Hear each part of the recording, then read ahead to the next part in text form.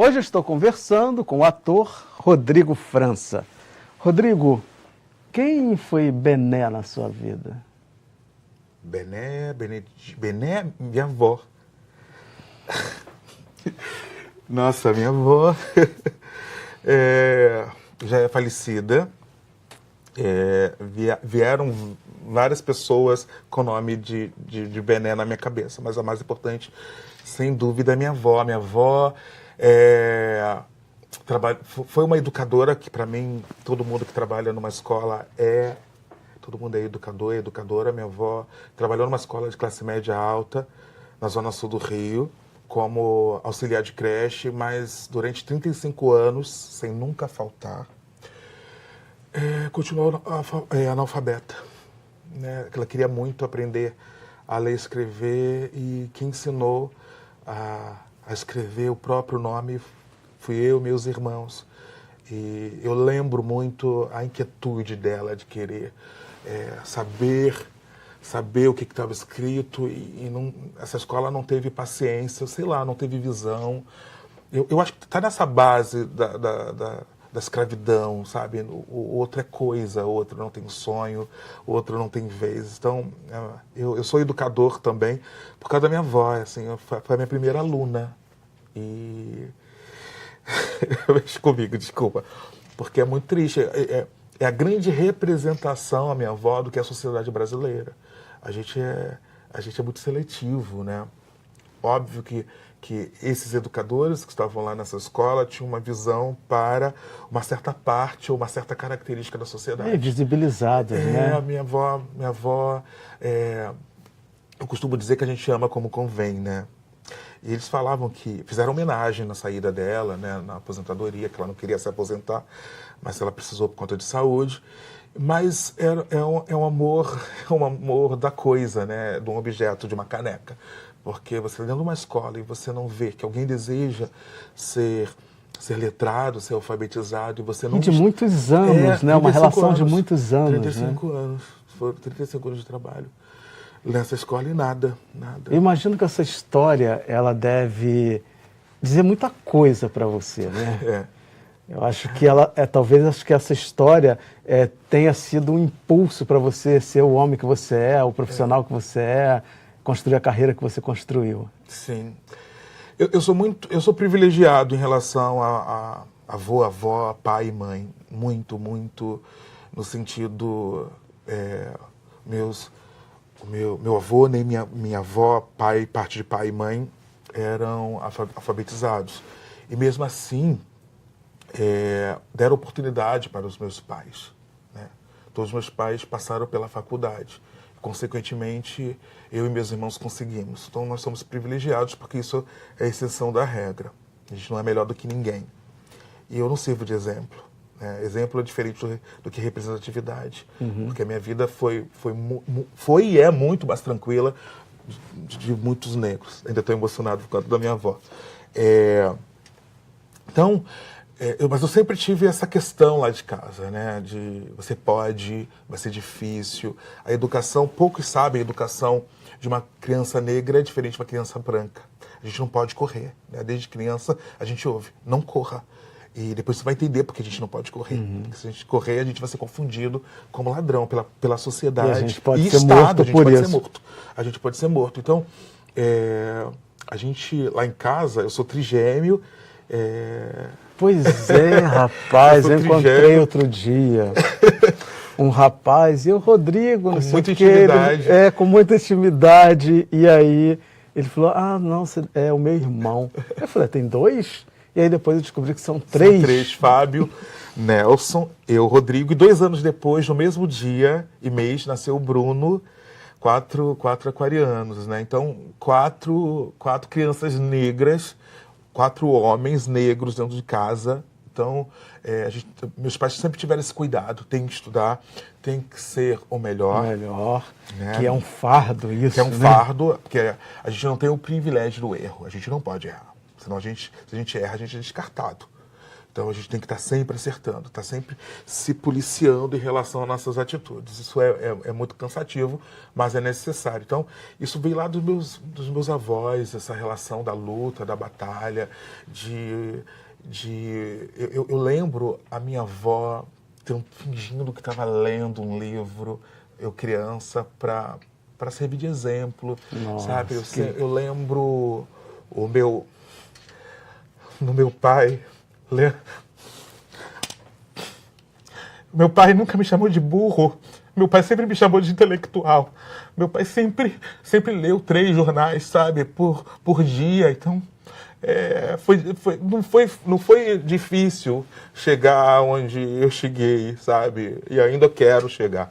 Então, ou seja, todo aquele cuidado, cuidado, sabendo de que cuidado. Estou criando um filho num mundo tão perverso e eu tenho que ter esse cuidado. O mundo perverso, mas dentro de casa, com todas as problemáticas, nenhuma família perfeita, mas eu nunca ouvi dos meus pais: você é feio, você é burro, você não pode. Pelo contrário, né? Eu em humanas sempre fui ótimo, em matemática, no exato, sempre fui péssimo. Sempre tirei 0,25. E ficava feliz que não zerava a prova, mas na recuperação eu chegava lá e tirava na média. Mas eu nunca ouvi dos meus pais: você é burro, você não pode. Então, ter uma oportunidade de falar isso. Isso faz toda a diferença, né? O mundo já é cruel, então, fora a gente sinalizar para os nossos filhos negros que eles não podem correr, que eles têm que ser os melhores, mas tem que sinalizar que eles são bonitos, o cabelo é lindo, o nariz é lindo, que pode vestir a roupa que quiser, que pode ser o que quiser, que somos intelectuais. A gente precisa, já que a palavra do momento é empoderamento, mas que esse empoderamento ele saia só da estética, ele não fique só na estética. Não adianta ter dread, ter tranças, ter um black lindo. Esse empoderamento deve ser interno, no sentido que eu posso, né? Agora, sinalizar que ele é contínuo. Eu acho que essa desconstrução é constante. É constante, né? porque a todo momento você... alguém vai te derrubar, ou vai tentar te derrubar. Vai tentar. Comprometer tua autoestima, comprometer o teu desenvolvimento, a tua humanidade, o tempo todo. Então, tem que estar sempre reforçando em cima dos seus. Eu passo por um negro, por uma negra na rua, eu sorrio. Porque o mundo já é cruel. É um desconhecido, eu sorrio. Um dia eu vou talvez apanhar em relação a isso. Mas eu sorrio, mas é um sorriso muito sincero. Isso eu aprendi dentro da minha casa. A música, o sorriso negro, né? Dona Ivone Lara. Meu pai sempre falou isso, né? Meu pai sempre fala, ele é vivo, ainda bem. Ele sempre fala: sorria. Uma das coisas mais bonitas que os negros têm é o sorriso. Sorria.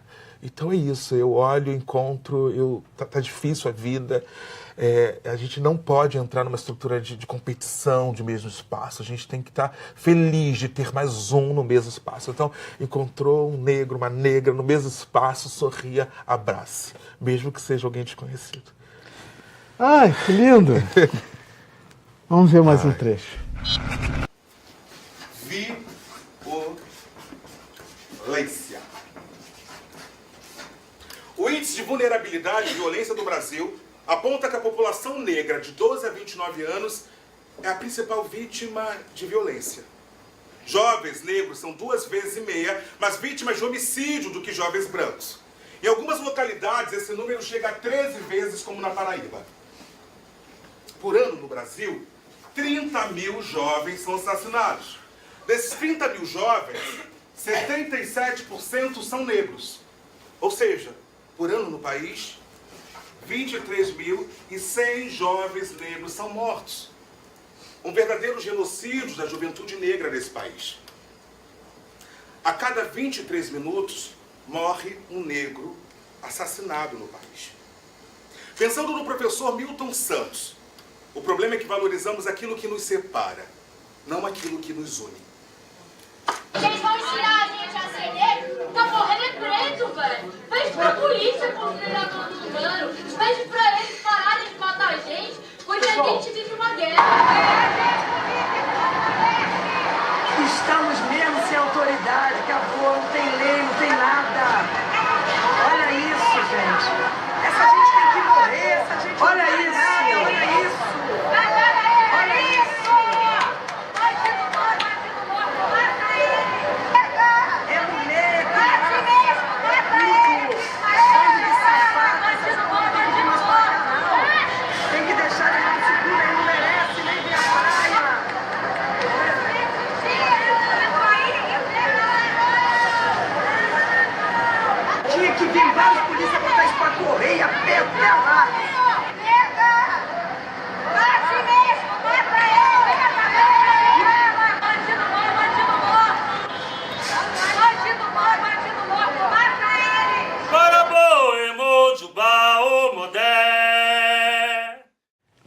É difícil, né? É um fardo ter que ser militante 24 horas por dia, mas é também para você um privilégio ter a oportunidade de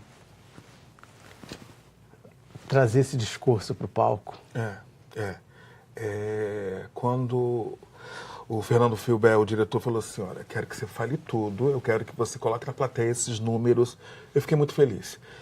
Primeiro, assim, é difícil porque é tudo muito real, a gente não está discutindo Shakespeare, uma realidade. Não é ficção, não né? é ficção. É tudo muito real, eu tenho no elenco três atores, a Valéria Murnan está entrando agora, mais a Ali Borges, mais o Milton Filho, que são atores viscerais, reproduzindo os contos a partir da ficção, e eu entro com a realidade. Então, muitas vezes que eu estou olhando para esses vídeos, eu estou vendo a cena, dói no meu osso, porque é tudo muito real. Mas eu tenho que respirar fundo e falar assim, agora é o momento de colocar essa plateia para pensar. E não adianta eu chutar a porta. Eu tenho que conversar. Isso que é difícil. Porque esses números são tão reais quando eu falo que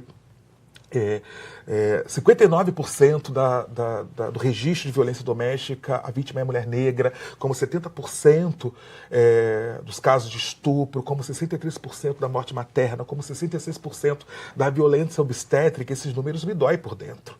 Mas o Rodrigo está ali como o mediador, aquele que vai colocar a plateia para pensar. Não é personagem, mas eu não posso tirar a porta. Mas é um privilégio. Eu falo assim, agora calma, Rodrigo, internamente. Calma, agora é o momento de colocar para pensar. Não adianta você chegar chutando a porta. Mas é um privilégio. É um privilégio, porque as pessoas saem desse espetáculo muito gratas. Tem casos de pessoas não negras que pedem desculpas. Abraçam e falam assim, eu não sabia disso tudo. Não era a minha questão de vida. E aí, internamente, eu penso... Tem que pedir desculpas à sua empregada, tem que pedir desculpas ao seu porteiro ou motorista de ônibus, porque muitas vezes esse racismo ele é inconsciente. É o que eu falo muito. Você pode ser bacana, sabe, um bom discurso, beber, mas junto com a rapaziada, mas é racista. E isso deve ser pensado, refletido. Né? Você pode ser uma grande mãe, uma grande vó, e ser racista. Você pode ser um grande empresário e ser racista. Então, isso é uma causa de todos. Né? A relação da fala deve ser nossa, mas a causa deve ser de todos. Difícil? É difícil me fazer chorar, você conseguiu. Rodrigo, muitíssimo obrigado por dividir conosco a sua história, dividir conosco a tua luta, o teu conhecimento, a tua disponibilidade para lutar, para dizer o que é preciso ser dito nesse país. Muito obrigado por existir. Obrigado vocês. É necessário, né? Obrigado. A gente não tem a grande mídia. É uma pauta que não interessa a grande mídia. Somos nós por nós mesmos. Nós por nós. Eu conversei com o cientista social, doutorando em filosofia e ator, Rodrigo França. E se você chegou agora, é só acessar www.alerj.rj.gov.br ou cultine.com.br, que está tudo lá para você. Obrigado pela companhia e até o próximo encontro. Eu te espero.